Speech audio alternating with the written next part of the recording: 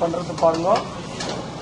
ஒரு piece garlic, ஒரு சின்ன பீஸ் இஞ்சி, 6 காஞ்ச மிளகா, 1 டீஸ்பூனு மிளகு, 3 ஸ்பூனு தனியா, 2 ஸ்பூன் ஜீரா, 1 ஸ்பூன் சோம்பு, கறிவேப்பிலை வந்துட்டு ஒரு 25 பீஸ் கறிவேப்பிலை, ஒரு ஆஃப் ஆனியனு, ஒரு ஆஃப் டொமேட்டோ.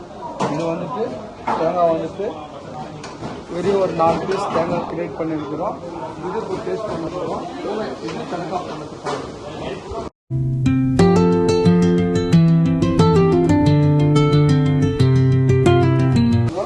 இந்த மசாலா பேஸ்ட் பண்ணியிருக்கிறோம். இதில் கொஞ்சம் மிக்ஸ் பண்ணிக்கிறேன். அப்புறம் கிரேவி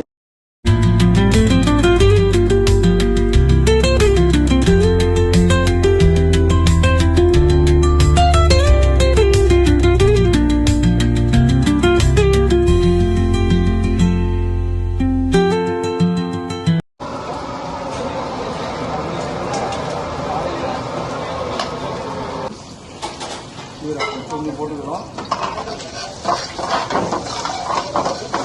இது பொரிச்சு ஒன்று போட்டு கொஞ்சம் பொருளாட்டில் ஆட் பண்ணுவோம்.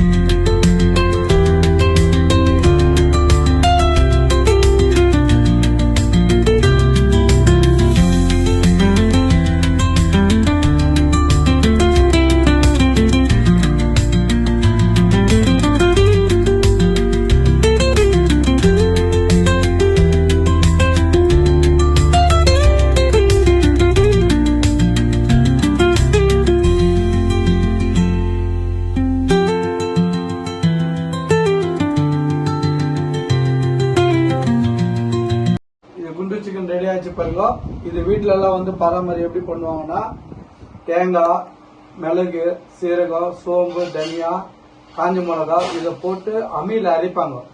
அரைச்சிட்டு அதுல பண்ணுவாங்க. ஏன்னா இப்ப நம்ம தமிழ்நாட்டுல இருக்கட்டும், ஆந்திராவில் இருக்கட்டும், கர்நாடகாவில் இருக்கட்டும், ஏன்னா இது வந்து கொஞ்சம் நாங்கள் மிக்சியில போட்டு பண்ணிருக்கிறோம். இவர் ரெஸ்டாரண்ட் மேனேஜர், இவர் இப்ப டேஸ்ட் பண்ண போறாரு பாருங்க. மிஸ்டர் ஆனந்த்னு சொல்லிட்டு டேஸ்ட் பண்ணுவாங்க.